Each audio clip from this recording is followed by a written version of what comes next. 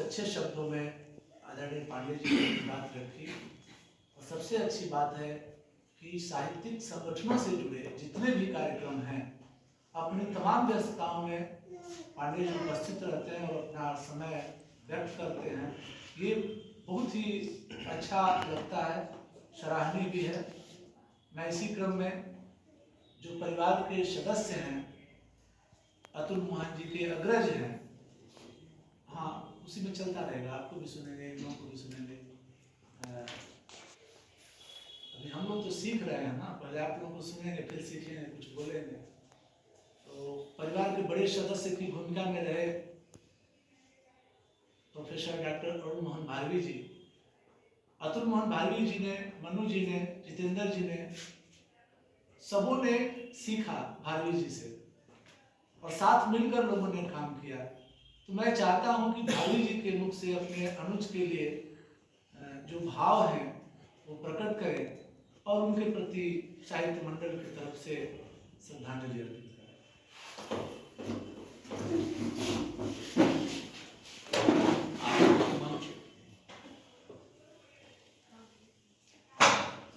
आज विश्व पत्रकारिता दिवस है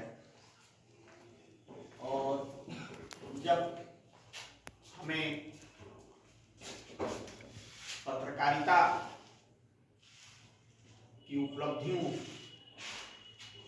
उसकी खामियों और उसकी चुनौतियों के बारे में चर्चा करनी चाहिए थी, आज हम शोकाकुल होकर श्रद्धांजलि सभा में अपने दिवंगत पत्रकार साथी जितेंद्र जी और मन्नू जी तथा कथाकार अतुल जी के विगत कार्यशैली, उनके लेखन, उनकी लेखनी पर चर्चा करने के लिए यहाँ एकत्रित हुए हैं। यह हमारा दुर्भाग्य है और सौभाग्य भी है कि अंतिम क्षणों में भी हम उन्हें याद करते हैं। यह मृत्युलोक है और यहाँ जो कुछ भी है वह शाश्वत नहीं है। शाश्वत क्या है? साहित्य है। और जो साहित्य का पुजारी है वह मरने के बाद भी मरता नहीं है, वह जिंदा है। अपनी लेखनी के माध्यम से, अपने विचारों के माध्यम से, अपनी रचनाओं के माध्यम से।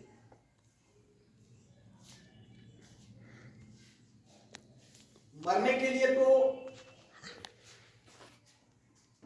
एक दिन हम सबको मरना है, लेकिन 600 वर्षों बाद भी अगर हम तुलसी को याद करते हैं तो उन्हें हम मरा हुआ कैसे मान लें?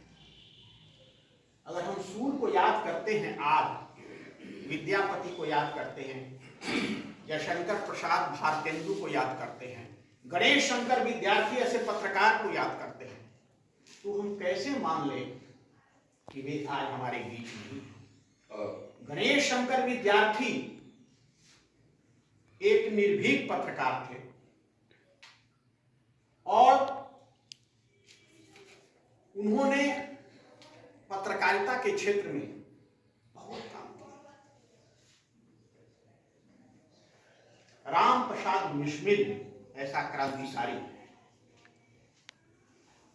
जिसे फांसी की सजा हो गई थी, सोच लीजिए, जिसे फांसी की सजा हो गई थी, डेट मुकर्रर हो गया था कि इस दिन आपको फांसी दी जाएगी। उस समय अंग्रेजों के जमाने में राम प्रसाद बिस्मिल ने अपनी आत्मकथा लिखी और चुरा चुरा करके लिख करके जो किसी के टोपी में, किसी केथी में भेजते रहे और उसको गणेश शंकर विद्यार्थी ने छपवाया। वह विश्व का सबसे श्रेष्ठ आत्मकथा माना जाता है।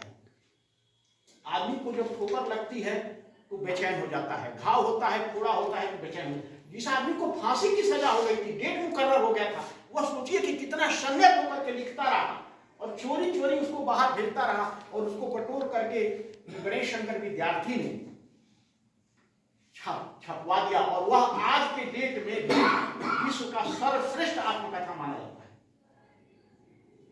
तो आज पत्रकारिता दिवस के देखिए, मुफस्सिल पत्रकारिता तो सबसे खतरनाक है। जिस दौर से जितेंद्र जी, ये अमरिंदर जी गुजर रहे हैं, जितेंद्र जी हैं, मन्नू जी हैं, हम इन लोगों को कोई प्रोटेक्शन नहीं है, कोई प्रोटेक्शन नहीं है।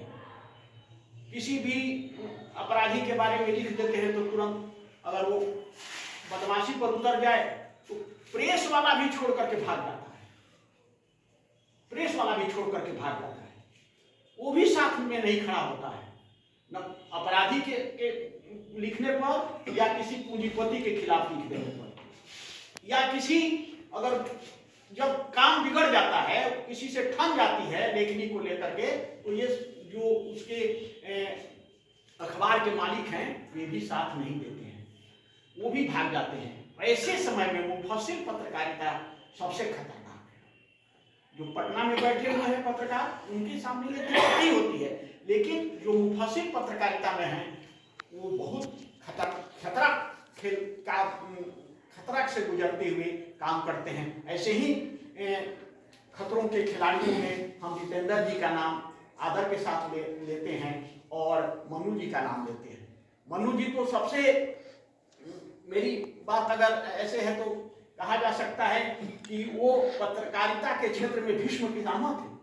आज उनके दौर से वर्मा जी सबसे पुराने हैं, लेकिन वर्मा जी से भी पुराने हैं, क्योंकि वो माने ये हॉकर का काम करते थे और एजेंसियां थी उनकी, और उसी समय से वो लिखना शुरू कर दिया। मैं भीष्म पितामह अगर कहता हूं तो क्षमा करेंगे, मेरे भीष्म पितामह कहने का मतलब ये नहीं है। भीष्म की एक सबसे बड़ी खूबसूरती ये थी या उनकी विशेषता थी कि वो सदा गलत लोगों के साथ खड़े रहे, अधर्म के साथ खड़े रहे, भले वो गंगा पुत्र हो। तो भीष्म पितामह मैं उस अर्थ में नहीं कर रहा हूं कि जो सदा गलत लोगों का साथ देता रहा। मेरा अर्थ यह था कि वो सबसे पुराने, बस इतना ही मैं कहना चाहता हूं। और एक बात अब मैं ये कहना चाहूंगा कि जो सज्जन लोग हैं उनका वियोग और दुर्जनों का संयोग और जो सज्जन है उनका वियोग बहुत कष्टकारक होता है। दुर्जन मिलते ही कष्ट देते हैं और सज्जन बिछुड़ने के बाद कष्ट देते हैं। तो ये बहुत बड़ी बात है और इसी वियोग की बेला में हम यहां अपनी स्मृतियों को खरीदने के क्रम में यहां जुटे हैं। वैसे तो ये जो आया है मृत्यु लोक में उसको सबको जाना है। एक कवि ने बड़ा अच्छा लिखा है, कफन बढ़ा तो किस लिए, कफन बढ़ा तो किस लिए, बाहर तुम समझ, कफन बढ़ा तो किस लिए,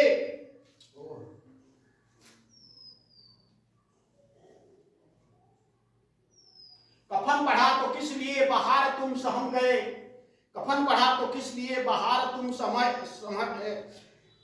न जन्म कुछ न मृत्यु कुछ, बस अंतिम में जन्म कुछ न मृत्यु कुछ, बस इतनी सिर्फ बात है, किसी को आंख खुल गई किसी को नींद आ गई, यही जिंदगी का है।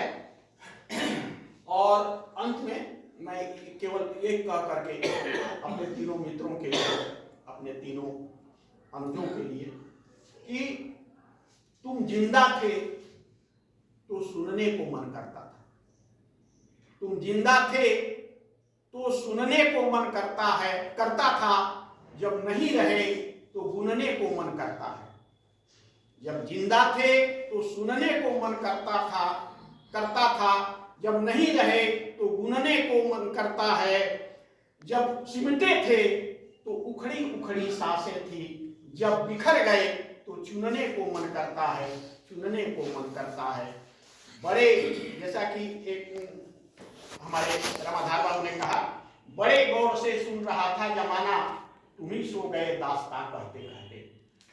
तो हम जो कलम के सिपाही होते हैं, जो लेखनी के धनी होते हैं, वो कभी मरते नहीं। उनकी स्मृतियां हमेशा अमर बना करके रखती हैं। और मेरी भी अपनी स्पष्ट अवधारणा है कि अगर इस संसार में जिंदा रहना है तो यशः कीर्ति को